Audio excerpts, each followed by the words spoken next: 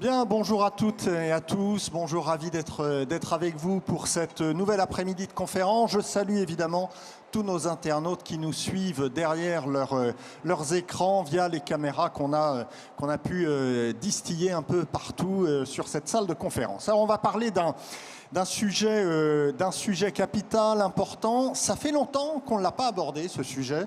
D'ailleurs, sur IFTM Top Resa, on va se demander si le marketing des destinations est en train de vivre un grand chambardement ou pas, hein, peut-être d'ailleurs. La question est ouverte. On va évidemment essayer de regarder si le Covid, si le réchauffement climatique, si les changements de comportement du consommateur, si l'inflation même durable qui est en train de s'installer, est-ce que tous ces phénomènes peuvent modifier le marketing des destinations ou pas? On va se poser la question avec nos 5 invités. À ma droite, on a le plaisir d'accueillir, elle vient exprès pour nous d'Islande, Tordis Pédurs-Dottir, j'espère que je prononce bien, qui s'occupe de la France pour Visite Islande. À ma gauche, j'ai le plaisir d'accueillir Géraldine Charolais, qui est accompagnée aussi de Laure Lecornec. Toutes deux sont à la tête du département destination de Groupe Expression, l'agence bien connue. À la gauche de Laure, on a une autre agence bien connue, Interface Tourisme, Blaise Borézé, qui est le directeur général d'Interface. Bonjour Blaise. Et puis enfin, on a également le plaisir d'accueillir Nicolas Lefebvre, qui est le directeur tourisme et hospitalité au sein de Afaloula. Afaloula, qui est l'agence française pour le développement du site culturel et patrimonial d'Aloula, en Arabie Saoudite. On regardera quelques images parce que tout le monde ne connaît pas, ne sait pas forcément à quoi ça ressemble. On regardera quand même quelques images ensemble pendant que vous parlerez. Alors moi, j'ai finalement une première question qui va introduire notre débat. Une première question pour Géraldine et Laure. D'abord, c'est essayer de savoir si, selon vous, la crise du Covid a fait évoluer de manière significative le marketing des destinations ou pas vraiment, c'est une évolution à la marge. Comment ressentez-vous les choses? Qui s'y colle entre Laure et Géraldine? Vous pouvez y aller toutes les deux et puis l'autre complétera. Bien sûr, merci. Alors oui, la crise du Covid a impacté en partie le marketing des destinations, surtout dans la période vraiment Covid, où on a eu un impact des protocoles et des procédures qui permettaient aux visiteurs d'accéder au pays. On a dû repenser la manière de les informer sur la sécurité sur place. Est-ce que les destinations ont bien géré la situation sanitaire à destination ? Maintenant qu'on voit qu'entre guillemets le Covid est un peu derrière nous pour le côté français, je dirais qu'on revient quand même à un gros retour à la normale. Et heureusement d'ailleurs, les gens oublient très vite et sont ravis de revoyager. On a énormément de destinations, dont l'Islande fait partie, qui ont fait une excellente saison. Et justement, on est ravis de voir que c'est reparti presque comme avant. Géraldine ? Bonjour à tous. J'ajouterais pour compléter qu'on a aussi eu en tant qu'agence conseil un rôle encore plus fort qu'auparavant auprès des destinations avec lesquelles on collabore, puisque les destinations étaient d'autant plus à l'écoute de notre conseil et de notre expertise sur le marché, à savoir effectivement comment adapter la communication et le marketing. Heureusement, on n'a pas arrêté de faire du marketing, on l'a juste fait différemment et ça s'est bien passé. Blaise Borézé, est-ce que le Covid, on a beaucoup parlé, peut-être que l'expression est d'ailleurs totalement surfaite, mais de monde d'après, est-ce qu'il y a un monde d'après sur le marketing des destinations ou pas vraiment? Bonjour à tous. Effectivement, il y a des mutations profondes. Je dirais pas une révolution, mais une évolution sensible. On a des tendances qui étaient pré-Covid, mais qui sont vraiment accélérées donc, sur les sensibilités sociétales au tourisme responsable. Oui, par exemple. Oui, on va en parler. On va en parler. Le développement personnel, c'est-à-dire vraiment l'importance de tout ce qui a trait au développement personnel dans la société et qui a un lien aussi avec le tourisme et les expériences touristiques qu'on peut vivre. On a également des grandes mutations en termes de profil de voyageurs. On a un nouveau profil de voyageur, c'est le digital nomade, qu'on n'avait pas ou très peu avant le Covid, Alors, en fonction de la destination dont on s'occupe, évidemment, on est plus ou moins concerné. Mais pour les destinations proches, sans décalage horaire, en tout cas, aujourd'hui, c'est naissant. Et demain, je pense que ça sera vraiment un axe très important pour notamment certaines destinations européennes, ou en tout cas qui ont peu de décalage horaire, avec l'évolution des technologies. Donc, il y a des bouleversements assez importants aussi au niveau des types de médias qui ont émergé dans cette période. Les usages ont changé. Le podcast, par exemple, le replay, qui cette semaine a battu encore des records. On a des nouveaux formats digital, dans le digital. Enfin, sur toutes les techniques, on a beaucoup de changements. Mais fondamentalement, sur le fond, finalement, nous, ce qu'on nous demande, c'est de gérer la promotion d'une destination. Si je schématise, il y a quelques années, on nous demandait d'amener plus de visiteurs. On était sur un objectif quantitatif quasi exclusivement. Et en fait, on amène de plus en plus de qualitatif. Parce qu'aujourd'hui, en fait, des destinations se rendent compte, de l'impact du tourisme sur leur territoire. Et également, elles veulent vivre en harmonie avec le tourisme. Donc, des grandes destinations, je pense par exemple à la Californie, qui est un de nos nouveaux clients, en fait, se pose la question de comment le tourisme de France peut être utile à mon économie, comment les Français vont se disperser dans le territoire. On a aussi des problématiques de tourisme de masse dans certaines zones du monde. Donc c'est vraiment en analyse avec un rôle un peu nouveau pour nous, les agences en charge. C'est de régulation aussi des flux dans l'espace, dans le temps. Donc ça change un peu la donne. Donc il y a cet objectif-là, les enjeux pour une destination aujourd'hui sont plus vastes que simplement de la promotion sur le quantitatif. Alors ça, c'est une première idée déjà importante dans notre débat. Le qualitatif, en tout cas, semble aujourd'hui l'emporter sur le quantitatif. Alors, sous la pression, vous l'avez dit, de différents phénomènes, notamment l'enjeu environnemental. Alors, l'enjeu environnemental, on a l'exemple de l'Islande, Tordis. Vous avez mis en place ce qu'on appelle le serment islandais. Est-ce que vous pourriez nous dire ce que c'est que le serment islandais? Oui, bonjour à tous. Exactement. Alors, ça a commencé vraiment le tourisme pour l'Islande en 2010. Et en fait, on a vu un augment 2010 jusqu'à 2017 de 256%. Et cela a nous vraiment appelé de faire quelques actions parce que le monde ne savait pas exactement comment il faut traiter la nature islandaise. Elle est vraiment fragile, il faut respecter. Alors nous, on a créé ce serment pour la nature et ce sont 8 règles très simples qui, si on le suit, on fait beaucoup pour le tourisme responsable. Une de ces choses, c'est je promets de faire des photos to die for, mais without dying for them. Vous comprenez? Et je veux dormir sous la nuit, sous les étoiles, mais dans un camping. Une chose comme ça pour mettre vraiment la responsabilité aux touristes et qu'ils respectent. Et c'était dans les aéroports, on pouvait juste le marquer, je promets, je promets, je promets, et voilà. Et c'était vraiment... nous, on était le premier à le faire. Et après, nous suivons, c'était Norvège, Finlande, Nouvelle-Zélande, ils ont fait aussi. Alors, on a fait un bon exemplaire pour les autres aussi. Oui, vous avez été les pionniers, en effet, dans cette formule, d'essayer d'engager le visiteur à être plus responsable à travers ce serment qu'on signe avant d'arriver sur le sol islandais. Nicolas, est-ce que, quand on est une nouvelle destination comme Alula et l'Arabie Saoudite, est-ce que jusqu'à quel point on intègre cet enjeu environnemental là, qui est en train de devenir crucial? Alors, je dirais que la chance d'Alula, si on compare cette nouvelle destination effectivement qui est en cours d'émergence dans le nord-ouest de l'Arabie Saoudite, je dirais qu'on n'a pas le monde d'avant. On est tout de suite dans le monde d'aujourd'hui puisque ça n'existait pas. Le tourisme était même banni en Arabie Saoudite, comme vous le savez, jusqu'il y a quelques années. Le visa touristique a été mis en place en 2019, donc quelques mois d'ailleurs avant le Covid.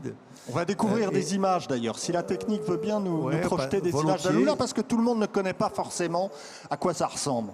Voilà, pendant que vous parlez. Je peux comprendre que tout le monde ne connaisse pas encore, même si on fait de gros efforts. pour le faire. Et donc, un des grands challenges pour nous, pour nos collègues saoudiens et pour nous, l'agence française qui sommes à leur côté pour les aider, les supporter et collaborer avec eux techniquement pour développer cette destination, c'est justement de tirer les leçons du passé pour faire aujourd'hui le projet touristique le plus vertueux, pour répondre d'abord aux attentes des nouveaux touristes des années 2020 et pas ceux effectivement de la fin du XXe siècle. Et évidemment intégrer, et ça c'est une évidence quand on voit ces images, je pense, la dimension de la conservation, de la préservation, de la durabilité. Et donc ça, ce sont les principes de base qui ont présidé à l'imagination du projet lui-même. Donc maintenant, tout le défi pour nous, c'est d'arriver à mettre en œuvre tous ces principes-là, à servir les attentes de ces nouveaux touristes qui sont à la recherche de lieux incroyables, nouveaux, dans la nature, dans le désert, au contact aussi de l'histoire, parce que c'est aussi l'autre caractéristique. C'est un lieu qui a une très longue histoire. C'est 8000 ans d'histoire humaine dans cette oasis, donc on aperçoit là sur ces images. Et donc, je dirais, notre challenge maintenant, c'est justement de mettre en œuvre ce qui permettra à Alula d'être cette destination du 21e siècle dans les années qui viennent. Oui, c'est ça. Donc l'avantage de la virginité touristique, c'est de pouvoir intégrer dès le départ, en tout cas, cet enjeu environnemental. Géraldine Laure, c'est vrai que cet enjeu environnemental, on en parle beaucoup. On va pas s'apesantir 1 heure dessus parce qu'il y a à peu près 50 conférences sur le salon sur le sujet. Mais en termes de communication, est-ce qu'on est sur de la communication pure ou sur une réelle orientation stratégique? On a quand même du mal à faire la différence entre le greenwashing et la sincérité de la démarche, très, très sincèrement. Alors, ce qui est sûr, c'est que c'est une vraie thématique de communication et parfois on peut avoir un décalage entre les attentes des médias et justement la communication d'une part et la réalité du marché d'une autre, puisque le critère prix reste un critère prépondérant dans le choix des destinations. Et on a des destinations qui s'en servent effectivement en termes de communication, si ce n'est toutes. Et il y a d'autres destinations qui sont très, très engagées. Sordis le disait sur l'Islande. Nous, on a la chance de travailler avec des destinations comme Innovation Norway, Visit Finland et Visit Sweden. Et si je reprends l'exemple de la Suède, c'est quelque chose qui fait partie du socle stratégique aujourd'hui. La Suède veut devenir la destination la plus sustainable au monde d'ici 2030. 2030, c'est demain, on le sait, et pour ça, ils prennent de vrais engagements. Si je peux donner un exemple concret, la région de West Sweden ne souhaite pas plus recevoir de voyageurs long courrier. C'est-à-dire qu'eux sont intéressés sur le marché français parce que les Français vont rester 10, 15 jours, vont faire des activités dans l'ouest de la Suède, dans le Bohuslän pendant plusieurs jours. Un Américain va rester 3-4 jours et va traverser la planète pour le faire. Eux, ça ne les intéresse pas, donc ils ne feront plus de promotion en ce sens. Pour moi, ça, c'est une vraie démarche. Ça rentre dans une vraie stratégie et ce n'est pas juste de la communication. On n'est pas simplement dans de la communication. Très clairement, Laure ? Tout à fait. Et sur des destinations comme par exemple Montréal, qui est une destination de cœur pour les Français, eux, ils développent également pas uniquement une communication. Il faut savoir que quand on fait des voyages de presse avec Tourisme Montréal, l'empreinte carbone des journalistes est compensée par Tourisme Montréal.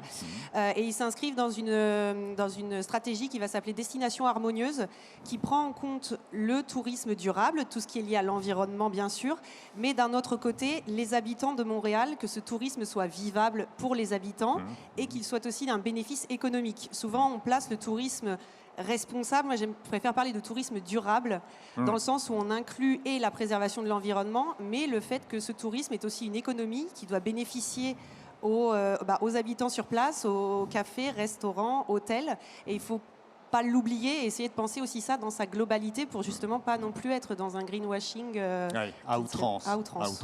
C'est sûr, Blaise, on a quand même l'impression d'être face à un enjeu plus médiatique que stratégique. Tout le monde fait de la promotion, de la communication sur les vertus de l'environnement. Mais bon, entre ça et la réalité, il y a quand même une marge, très honnêtement. Et est-ce qu'on n'en fait pas trop, là, quand même, en ce moment là? Je pense qu'effectivement, on peut avoir, après, une dilution des messages avec une saturation, on va dire, des messages. Donc, au bout d'un moment, effectivement, on n'entend plus rien. Mais Non, je pense qu'il y a une réelle sincérité des opérateurs, notamment privés, qui sont dans les destinations. Si on regarde les politiques de labellisation d'hôtels, par exemple, à l'île Maurice, qui est un de nos clients, par exemple, on a de grandes avancées.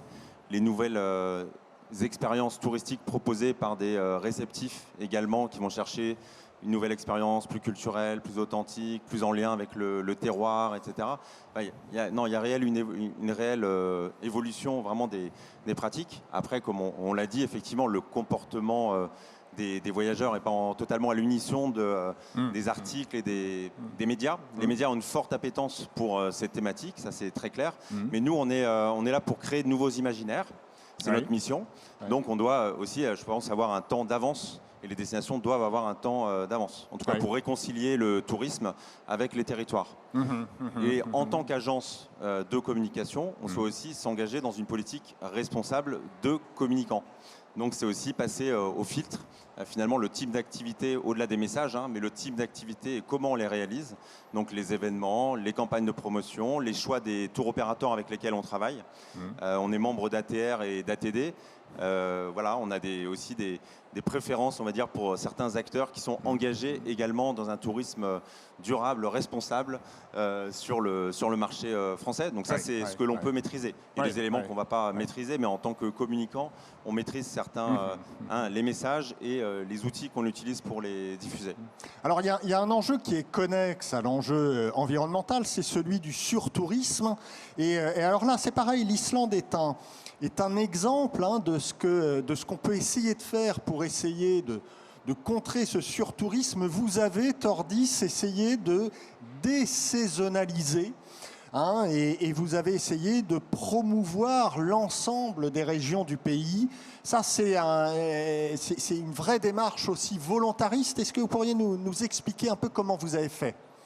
Oui, en fait, pour nous, c'est vraiment dans notre cœur dans tout notre travail, c'est promouvoir toute l'île et montrer que visiter l'Islande, ce n'est pas seulement l'été et qu'il fait trop froid l'hiver, on ne peut pas venir, il y a des tempêtes. Non, non, non. On peut visiter l'Islande toute l'année. Et vraiment, dans notre campagne, dans tous nos matériels, on focalise beaucoup dans toutes les régions. Et on a vu une grande différence. On peut donner un exemple. 2010, 2011 et 2012, on avait par exemple 50% de visiteurs qui sont arrivés en été. Après, on a commencé à faire le marketing pour les autres régions. Et en 2017, on n'avait que 35% qui sont arrivés l'été, 65% pour l'automne, le printemps et l'hiver. Et donc ça fonctionne. Oui, 15% en 6 ans, c'est déjà très bien. Et bien sûr, on va continuer. Et oui, bien sûr, le serment aide beaucoup avec ça parce qu'il faut aussi faire attention au safe travel pour... bien sûr, on a de la neige, on a des tempêtes. Mais si on fait attention, si on regarde bien, on lit, on fait des recherches, on peut bien voyager. Ouais, en tout cas, là, on voit qu'avec un marketing adapté, on arrive à inverser certaines tendances, à pousser aussi certaines régions ou certaines saisons. Ça, c'est vachement intéressant. Nicolas, le surtourisme, j'imagine, n'est pas un enjeu aujourd'hui à Alula. C'est même peut-être pas un risque du tout, d'ailleurs, non ? Je dirais pas que c'est pas un risque. Il faut quand même. C'est pas du tout un sujet d'aujourd'hui. Oui. Donc nous, on n'a pas besoin, comme Tordis, de faire des campagnes aujourd'hui pour dire venez l'été plutôt que l'hiver, etc. En revanche, c'est quelque chose qu'on a évidemment en tête. Quand j'évoquais tout à l'heure ces grands principes, ces objectifs, celui-là, enfin, la préoccupation de la fréquentation et du surtourisme, qui n'est pas un sujet d'aujourd'hui, est quelque chose qui est tout à fait présent dans les préoccupations que nous partageons avec les Saoudiens pour éviter ça. Parce que ça n'est pas du tout ce que nous voulons faire. Alors, pour plusieurs raisons. La première raison évidente, c'est que c'est un trésor que vous avez vu sur ces images et qu'on a absolument envie de respecter. C'est le devoir impératif de respecter, de faire en sorte que, bien sûr, demain, il y aura plus de visiteurs qui vont venir voir ces lieux et ces sites, mais ils doivent rester dans un nombre limité pour servir ces objectifs-là. C'est d'ailleurs même, nous en sommes tous convaincus, la valeur même de cette destination qui est en cause. C'est-à-dire qu'elle serait transformée elle-même. Donc son attrait même serait perturbé par ça. et on y est effectivement donc très très attentif. C'est un sujet qui se pose dans le monde entier, vous l'avez dit, notamment dans la région où nous sommes, dans la région du Grand Moyen-Orient, pas en Arabie Saoudite, mais dans le Grand Moyen-Orient, c'est un sujet évidemment extrêmement important. Et enfin, dernier élément qui, je pense, là aussi, fait écho à ce que vous avez dit tout à l'heure sur les nouvelles tendances du tourisme. C'est très important pour les Saoudiens, c'est aussi la dimension nationale, intérieure. C'est d'abord une destination pour les Saoudiens. Ah, d'accord. Ouais, c'est important d'avoir ça en tête. Évidemment, nous, on le voit ici parce qu'on est à La priorité, c'est de développer le tourisme intérieur. Absolument. Voilà. Il y a deux objectifs pour les Saoudiens. Premièrement, que les Saoudiens soient les touristes dans leur propre pays, ce qui n'est pas le cas aujourd'hui. Aujourd'hui, les Saoudiens ont tendance à quitter l'Arabie Saoudite. Donc, l'objectif, c'est un peu comme en Chine, de capter une part de ce marché dans le marché intérieur. Et l'autre raison, qui est aussi très intéressante d'un point de vue politique et culturel, c'est que Alula est un des endroits en Arabie Saoudite, un des principaux endroits, privilégiés en tout cas, pour découvrir l'histoire de ce pays avant l'islam.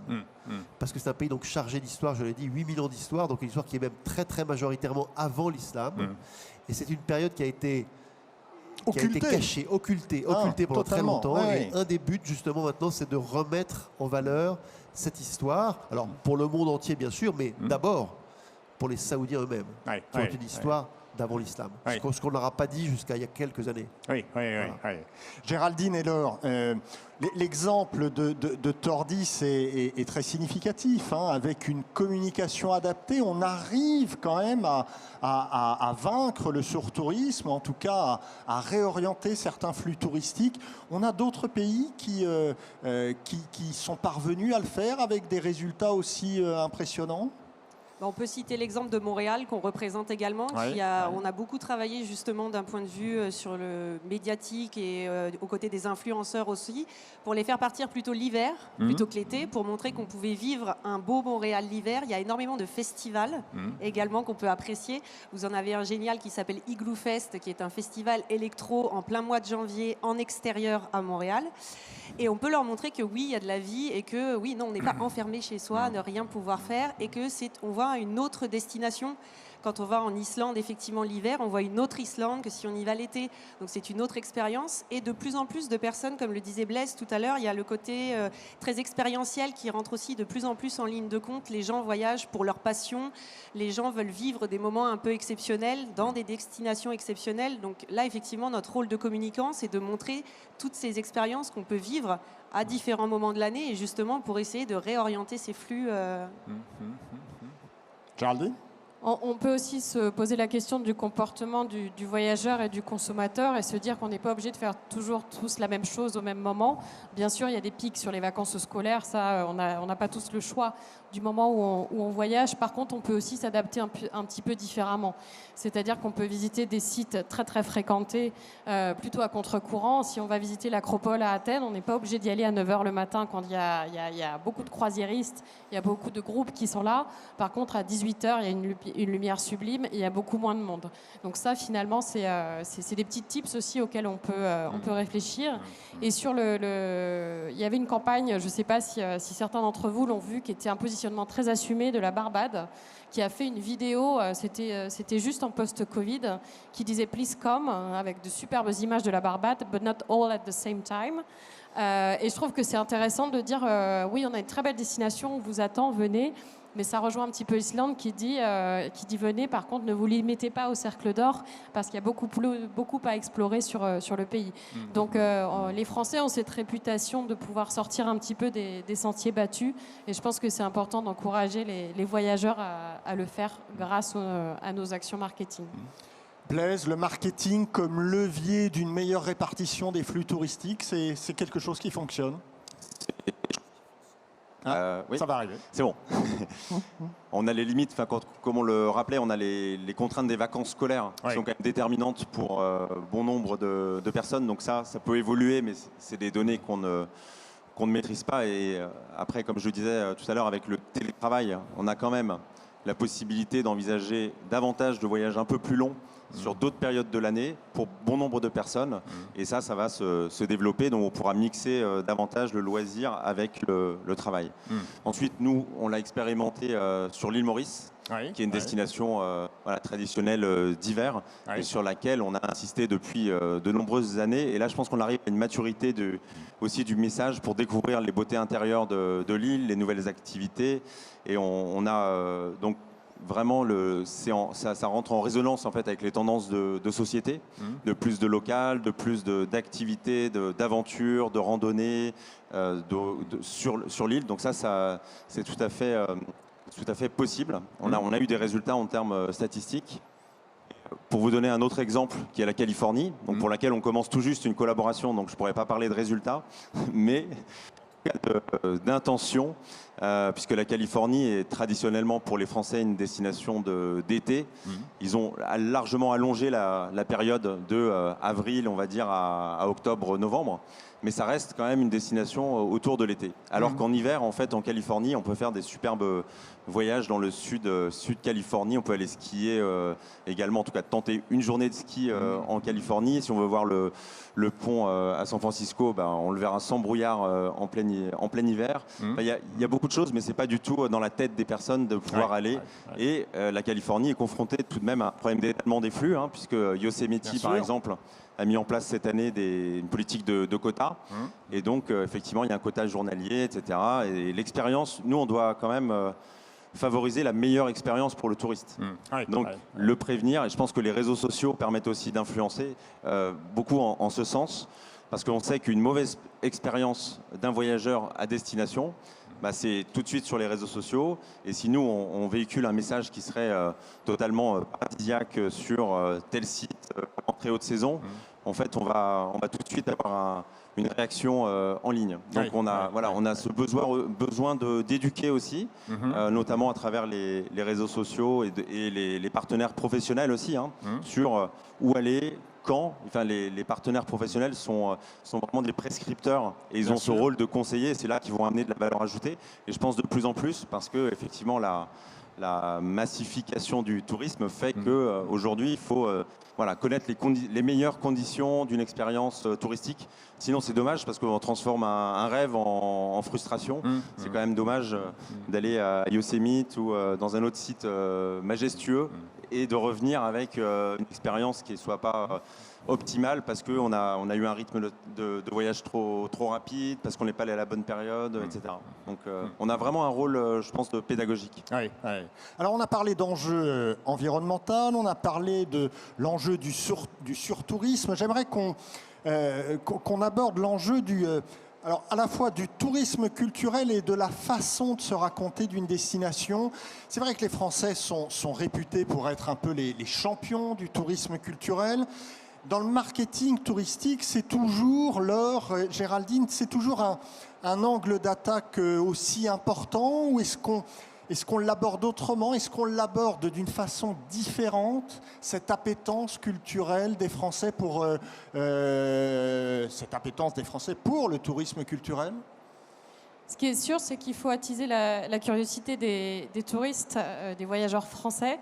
Et ce qui est intéressant, il y a une destination qui nous est chère chez Groupe Expression, qui est Las Vegas.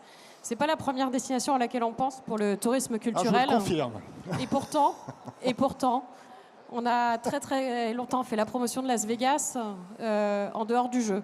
La consigne qu'on avait, c'était surtout de ne pas promouvoir le jeu. Donc il a fallu aller chercher d'autres leviers de communication et de trouver les bons messages. Et on a fait du tourisme culturel à Las Vegas. Et on a augmenté la durée de séjour des Français à Las Vegas.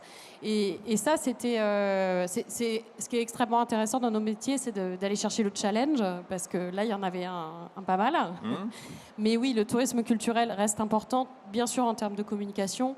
On travaille aussi donc, avec les pays nordiques, avec les pays baltes. On a d'autres problématiques sur lesquelles on doit communiquer, bien sûr, mais ça reste un élément déterminant et important pour les voyageurs français. Laure ? Et on élargit, et effectivement, en plus, de plus en plus, on va dire, l'assiette de communication, le storytelling est très important. Peut-être qu'il y a quelques années, on était vraiment sur du tourisme. Maintenant, pour valoriser un pays, on met en avant sa culture entière. Si on prend l'exemple de l'Islande, on va parler de la créativité islandaise, de tout ce qui est la gastronomie, des polars, la littérature. C'est un peuple, voilà, encore une fois, très créatif. Et on va intégrer toutes ces composantes dans la communication. Parce que le voyageur, ensuite, effectivement français, qui est très intéressé par le culturel, par culturel, on n'entend pas uniquement les monuments ou les vieilles pierres. C'est vraiment la culture, avoir envie de rencontrer les habitants pour ce qu'ils sont, pour s'imprégner effectivement de leur mode de vie aussi. Et c'est tout ce volet expérientiel dont on parlait aussi, qui est très très important. Et effectivement, on met en avant tout ça, que ce soit des expositions, on va vraiment sur des champs de communication qui sont beaucoup plus variés peut-être qu'il y a quelques années. Oui, que la simple image de Exact. paysage. La simple image de paysage, ça ne marche bien plus. sûr. Oui, Ouais. ça marche plus, ça, hein, très clairement. Nicolas Lefebvre, alors vous, je dirais, là, c'est le fonds de commerce d'Alula, le tourisme culturel. Là, on est en plein dedans. C'est une totalement nouvelle destination qui s'ouvre. Hein, vous le disiez, ça avait été totalement caché, occulté. Parce que ça ne faisait pas partie de l'héritage de l'islam. Donc là, c'est évidemment intéressant parce que c'est totalement nouveau. Hein, c'est quelque chose de totalement nouveau qui s'offre aux touristes français. Est-ce qu'on aborde ce tourisme culturel d'une façon différente aujourd'hui quand on s'appelle Alula et qu'on essaye de faire sa promotion auprès des Français ? Alors, je dirais d'abord que c'est effectivement... Alula a vocation à devenir la grande destination culturelle d'Arabie Saoudite. Ça, c'est le parti pris stratégique. Même si et je ne veux pas me contredire parce que j'ai dit tout à l'heure, ça a vocation aussi à rester une destination relativement secrète. C'est du culturel haut de gamme, mais qui reste effectivement, qui n'est pas du mass market, qui n'est pas ouvert à tout le monde. Oui. Deuxième élément, c'est effectivement quelque chose qui résonne beaucoup, et c'est pour ça que le marché français est un marché très important pour les Saoudiens, notamment pour Alula, parce qu'effectivement, ça résonne totalement dans le paysage de l'histoire de l'Antiquité extrêmement riche dans cette région du monde. On pense à l'Égypte, on pense à la Jordanie, on pense à Oman, on pense aux Émirats qui sont autour, on pensait malheureusement jusqu'à un peu de temps à la Syrie, c'est un peu moins le cas aujourd'hui. Et Alula est un peu la pièce manquante du puzzle. Il y avait un trou à cet endroit-là, et ce trou, on est en train de le combler. Et évidemment, quand on regarde l'histoire, cette région d'Alula était en relation extrêmement étroite avec l'Égypte, avec le Proche-Orient, avec la Syrie, avec la Mésopotamie, évidemment. Et donc, cette partie inconnue, on est en train de la mettre en valeur. Et évidemment, ça intéresse beaucoup le monde entier, les Européens et la France en particulier. L'autre élément, puisqu'on parle de culturel, je voudrais effectivement abonder dans le sens que vous disiez, madame, c'est aussi le choix que nous faisons à Alula, d'avoir une approche culturelle large. Bien sûr, le pilier, le socle, c'est l'histoire ancienne, c'est l'archéologie, c'est les sites qui ont plusieurs milliers d'années. Mais à ça, on vient adjoindre de nouvelles dimensions qui sont d'abord effectivement les traditions locales, la cuisine, la gastronomie, l'artisanat, et aussi dans le choix des Saoudiens, ce qui est totalement révolutionnaire pour eux, très audacieux, très intéressant, révolutionnaire, mais aussi la culture contemporaine, l'art contemporain, la musique. Ce week-end, là, ce soir, donc demain soir, on est mercredi, demain soir, il y aura à Alula pendant 2 jours, 2 nuits de musique électro avec les plus grands DJ de la planète, y compris DJ Snake, bien connu de nous, qui sera à Alula demain soir. Et ça, c'est quelque chose qui est à la fois traduit, ce nouveau positionnement culturel, pour répondre à votre question, et en même temps être quelque chose de totalement révolutionnaire dans ce pays. Ce qui va se passer là était impensable il y a encore 2 ans. Ça ne pouvait même pas être imaginé.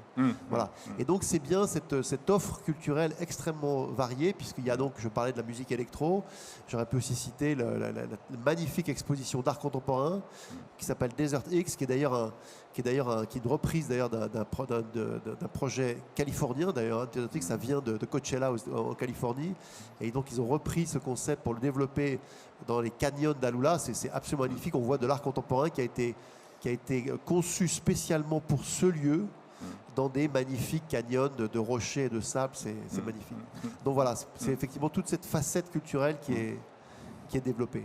Blaise, là, c'est important hein, ce que viennent de dire Nicolas, Laure et Géraldine, c'est que on parle de culture au sens large et on parle d'incarnation. Hein. On n'est plus seulement dans le monument, le paysage, mais il faut incarner finalement un pays si on veut en faire une bonne communication auprès des Français. Oui, exactement. C'est la manière effectivement de raconter les histoires donc, qui a changé et incarné à travers les habitants également, tout simplement, mais qui sont les meilleurs ambassadeurs de leur destination. Donc on a vu l'île Maurice qui avait lancé une plateforme qui s'appelle Mauritius Now, où vraiment on mettait en avant la culture à travers les habitants. Donc eux-mêmes présentent. Alors c'est pas la culture au sens patrimonial, c'est plutôt la culture populaire, les manières de vivre locales. C'est aussi ça une aspiration de beaucoup de voyageurs de vivre l'expérience locale. Donc ces ambassadeurs en digital qui sont mis en avant sur les réseaux sociaux. C'est un exemple, il y en a d'autres avec la Nouvelle-Calédonie par exemple, où on utilise des prescripteurs, ambassadeurs beaucoup plus connus, une ex-Miss France, Marine L'Orphelin, qui vient témoigner en fait de son amour pour la Nouvelle-Calédonie et en présenter différentes facettes culturelles, gastronomie également, les grandes traditions. Donc la culture, c'est au sens très large, comme on l'a déjà dit, et la gastronomie, ça c'est aussi, on l'a vu pendant le Covid, tout ce qui est autour de la gastronomie, un impact médiatique, une résonance énorme. Donc on l'utilise énormément. Par exemple, Singapour, qui est une destination avec vraiment une tradition culinaire très forte, qui organise chaque année un festival qui s'appelle le Singapore Food Festival en septembre, qui est à la fois réel, physique on va dire, et virtuel, donc il est hybride. Et nous, on organise beaucoup d'activités en France, notamment avec des marques partenaires ou des influenceurs, créateurs de contenu qui sont en adéquation avec nos valeurs. Par exemple, la marque Frischti, donc vous connaissez sans doute de livraison de repas, mais voilà, qui a une démarche assez engagée, correspond aux valeurs également de Singapour.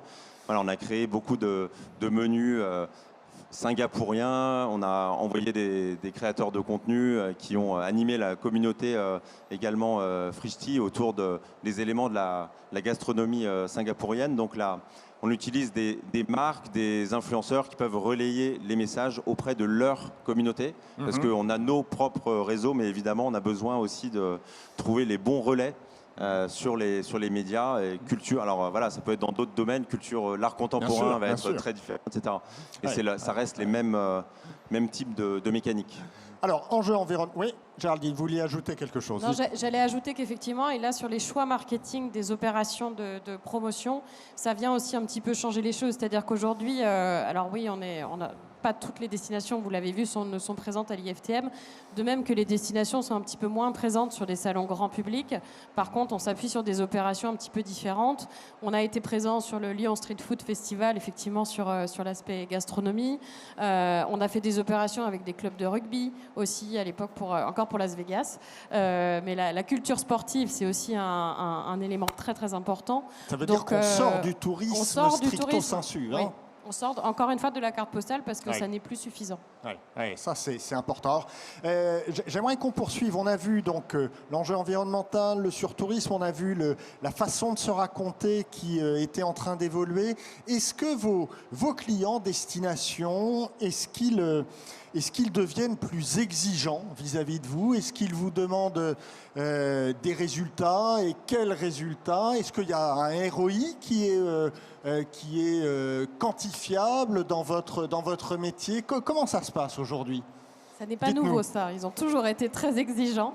Oui, alors on avait quand même l'impression qu'il y avait des budgets publics importants et que, bon, finalement, les dépenses n'étaient pas forcément ni contrôlées ni surveillées. En tout cas, c'était une impression de l'extérieur.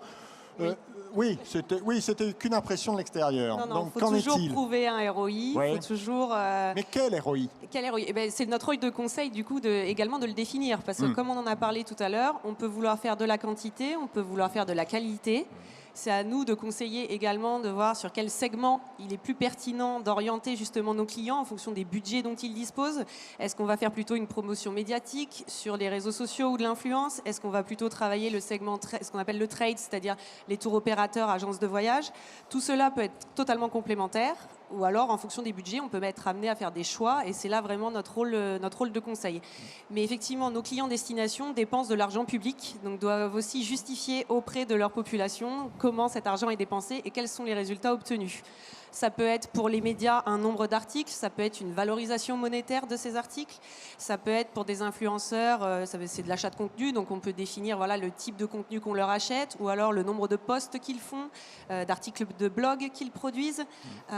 Donc voilà, on définit ensemble ces métriques, mais elles ne sont pas toutes forcément quantitatives. Il y a de plus en plus un aspect aussi qualitatif. Par exemple, dans des retombées presse, on va analyser vraiment de manière très fine. Pour une destination, par exemple, est-ce qu'elle est citée dans le titre? Est-ce que les photos sont légendées? Est-ce que l'article est 100% dédié à cette destination ou non? On peut avoir ce grain très fin. Oui. Géraldine, vous vouliez ajouter quelque chose? Et puis après, Blaise. Et nous, on adapte aussi effectivement nos actions avec un objectif qui est double.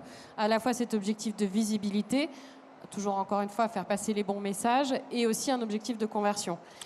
Ce ROI-là, il est de plus en plus important pour les destinations, et c'est là qu'on s'appuie sur des partenaires clés que sont les tour opérateurs, les agences de voyage, parce que la conversion, elle est extrêmement importante. Il faut que derrière une campagne sur laquelle on a investi 5, 10, 15 000 euros, on soit capable de dire la campagne, elle a généré X packs sur la destination, X demandes, etc. Et ça représente un chiffre d'affaires de temps. Ça, ce sont des chiffres bêtes et méchants, mais qui sont là aujourd'hui. Blaise? 100% d'accord. Enfin, on vit les mêmes choses. Les outils digitaux, très Non, mais clairement, vous aident? Les outils, la mécanique, oui, de reporting qu'on peut trouver dans le digital nous aide, mais qu'on va le retrouver sur les autres médias. Mais c'est vrai que sur tout ce qui est les relations avec les partenaires professionnels, il y a quand même une nouveauté, je pense, dans la formalisation en fait de contrats entre les destinations et tour opérateurs ou réseau d'agences de voyage sur vraiment une atteinte d'objectifs chiffrés, de conversion, de durée de séjour. Du nombre de packages, mais en particulier sur vraiment la durée de séjour et le nombre de packs, on va dire, on a un engagement contractuel. Et c'est vrai qu'il y a quelques années, on était plus sur, on signe on est d'accord pour lancer une action conjointe, on imagine que ça donnera tel résultat, et on évaluera les résultats réels et on en tirera certaines conséquences. Aujourd'hui, il y a quand même plus la notion d'engagement. Donc, c'est-à-dire qu'a priori, notre partenaire s'engage. C'est-à-dire qu'il a analysé la situation et nous, on lui demande des packs mais incrémentaux. Et donc, il va pas s'engager sur n'importe quel chiffre. Donc, je ne veux pas généraliser. Ce n'est pas pour toutes les destinations, hein, mais sur certaines destinations. Comme on le disait, c'est aussi en lien avec les fonds publics ou privés, mais en tout cas qui sont sur lesquels nos clients doivent rendre des comptes. Et donc, effectivement, on formalise beaucoup plus, que ce soit avec les créateurs de contenu et avec les partenaires professionnels. Donc, l'idée de process qu'on retrouve un petit peu dans tous les secteurs n'échappe pas à cette tendance. Nicolas, vous avez des engagements contractuels avec Interface, typiquement, plus exigeants aujourd'hui? Alors plus exigeant, je ne sais pas, parce que c'est assez récent, toujours pour les mêmes raisons. Mais oui, absolument. Oui. On a des objectifs partagés, on a des tableaux de bord.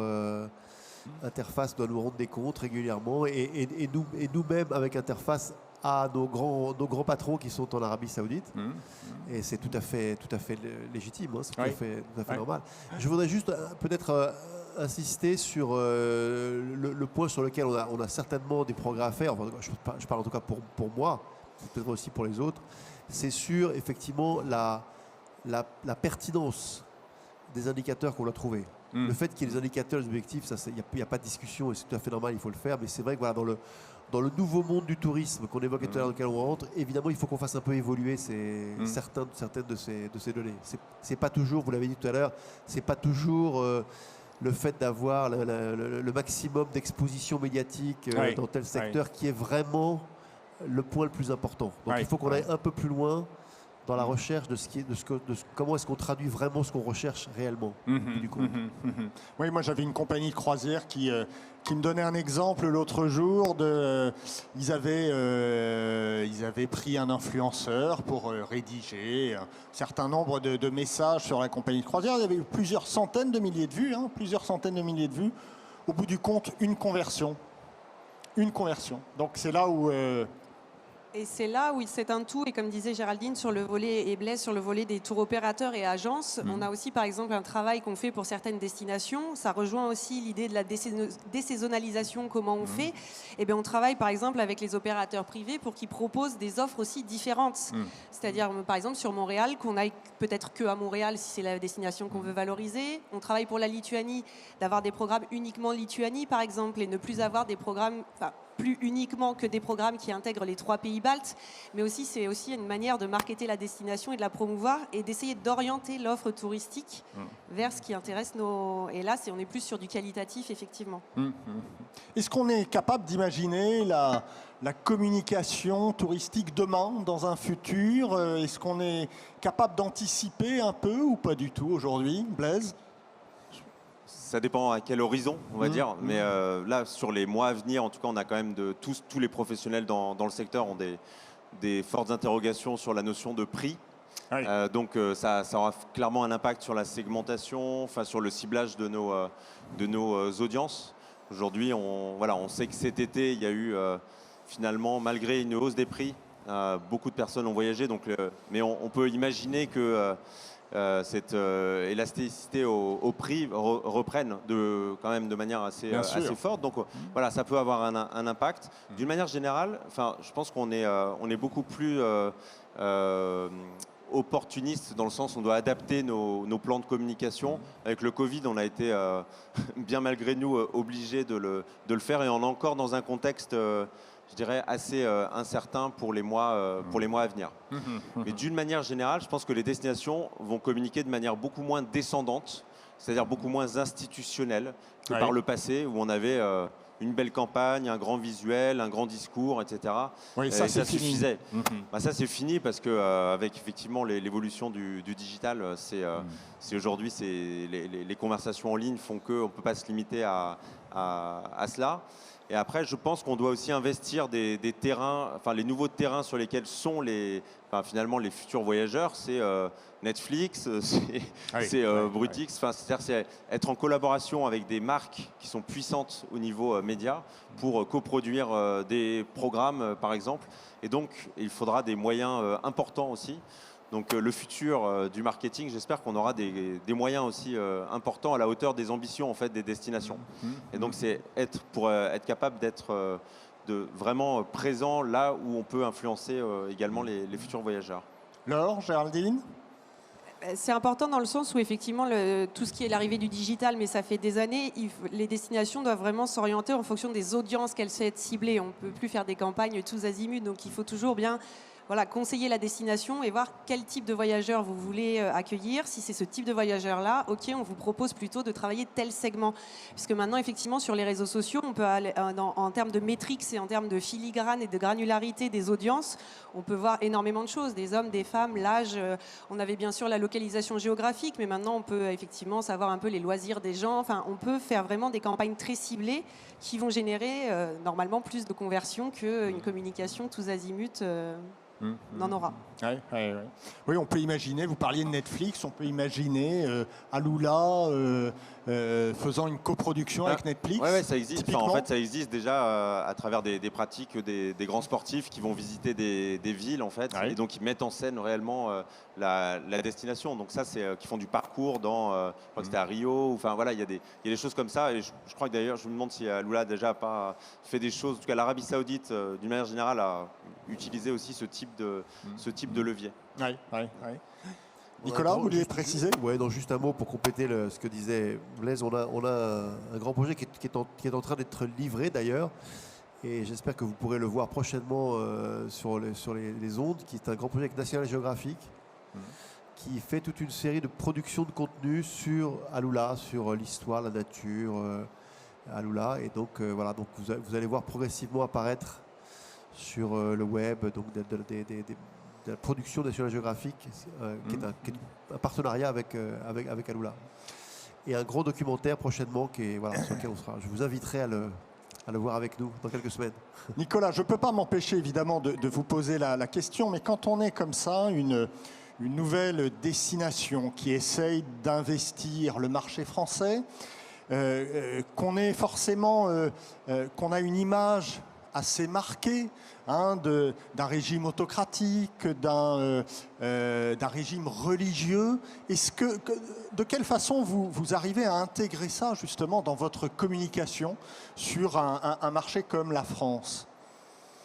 Alors, c'est une contrainte, comment vous gérez ça? C'est premièrement une contrainte, bien sûr une contrainte, et c'est en même temps une donnée fondamentale de ce qu'on fait. Parce que l'Arabie Saoudite a une histoire, notamment du point de vue touristique, pas seulement, mais du point de vue touristique, qui est une non-histoire.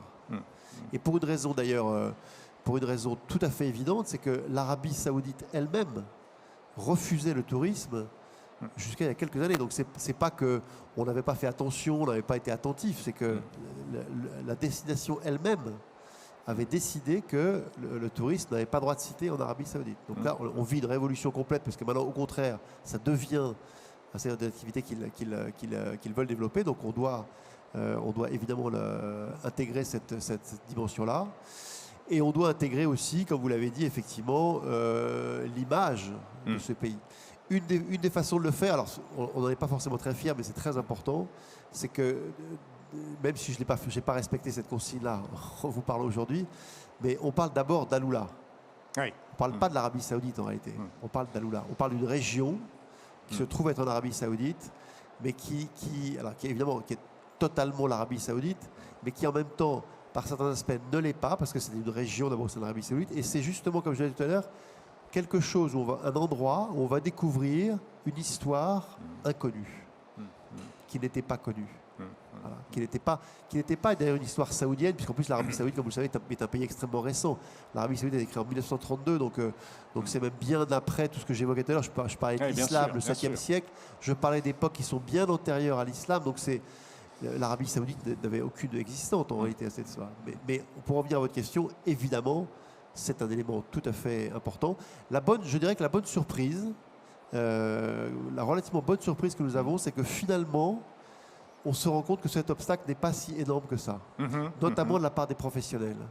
Évidemment, il y a une très grosse interrogation spontanée parce que l'Arabie Saoudite n'est pas du tout sur la carte mentale des professionnels du tourisme, n'était pas. Et quand on leur montre, quand ils découvrent, alors évidemment lié au fait que c'est un endroit incroyable, c'est un endroit qui a un potentiel exceptionnel, finalement les préventions tombent assez vite. Je croise les doigts, mais pour l'instant c'est plutôt bien parti. Bon, écoutez, on arrive au terme de cette conférence. Juste un petit complément d'information sur les prix. Le Blaise disait qu'en effet, le paramètre prix allait devenir important dans les prochains mois, dans la communication touristique, ça c'est évident. Il y avait nos amis de l'écotouristique qui ont sorti un chiffre intéressant. C'était hier en conférence, ici même, et Linda Lenné, la rédactrice en chef, qui nous disait que l'été 2022, les prix moyen des voyages avait augmenté de près de 30% par rapport à 2019. Donc c'est déjà important. 30%, ça n'est qu'une moyenne. On avait des pays, des destinations qui étaient à 40, 45, 50% d'augmentation par rapport à 2019. Évidemment, les choses ne vont pas aller en s'arrangeant dans les mois qui viennent, a priori en tout cas. Donc ce sera un paramètre qu'on suivra avec attention. Un grand merci à tous les 5 en tout cas. Merci beaucoup. Merci Tordis d'être venu exprès d'Islande pour nous. Merci à vous. Et puis on se retrouve pour la suite des conférences dans quelques minutes. Merci beaucoup.